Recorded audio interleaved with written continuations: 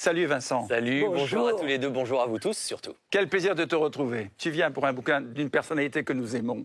Ah, ça me tient à cœur, c'est vrai. Oui. La Martinière, Brigitte Bardot, internationale bébé. C'est-à-dire que tu t'es plutôt intéressé à la carrière internationale de Brigitte? Oui, parce que Brigitte Bardot, personnellement, j'ai déjà 20 livres sur elle dans ma propre bibliothèque.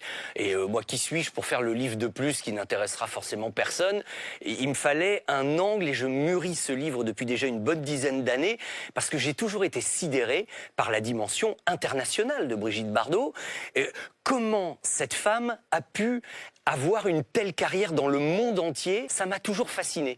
Et quand j'ai rencontré Bruno Ricard, qui est un des plus grands collectionneurs, qui a 175 000 objets et documents sur Brigitte Bardot, j'ai fouillé un peu chez lui et j'ai vu beaucoup de choses qui venaient du monde entier. Et j'ai dit voilà, c'est non pas Initials Bibi, mais International Bibi. Alors. Et c'est ça le thème. Et ce qui est très rare, c'est que Brigitte a préfacé ce livre. Ouais. Oui, alors ça. Et la photo, alors la photo, elle était d'accord? Tu l'as fait avec elle? Cette photo, je ne voyais qu'une seule photo. C'est terrible parce que souvent on fait des maquettes pour les livres, on essaye celle-là, puis celle-là, puis celle-là.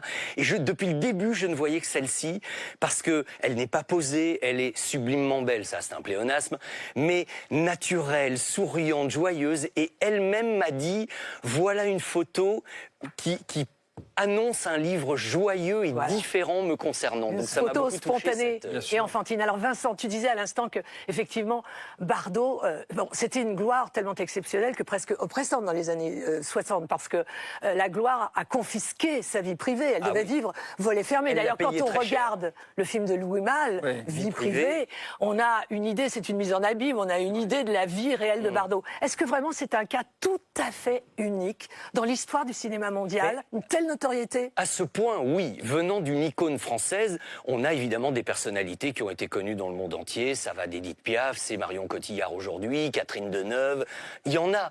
Mais à ce point, c'est tout à fait exceptionnel. Et c'est justement ce qui m'a poussé à essayer de comprendre pourquoi et comment elle a représenté quelque chose d'aussi fort. La femme française, la femme moderne, elle a créé des modes vestimentaires. C'est quand même tout à fait incroyable. Et on peut dire, en fait, elle a imposé, Brigitte, dès qu'elle est apparue dans Il créa la femme, les canons de la beauté contemporaine. Je pourrais presque dire qu'elle a fait vieillir d'un coup toutes les autres actrices. Mais complètement. Martine Carole, tout d'un coup, est devenue un petit peu...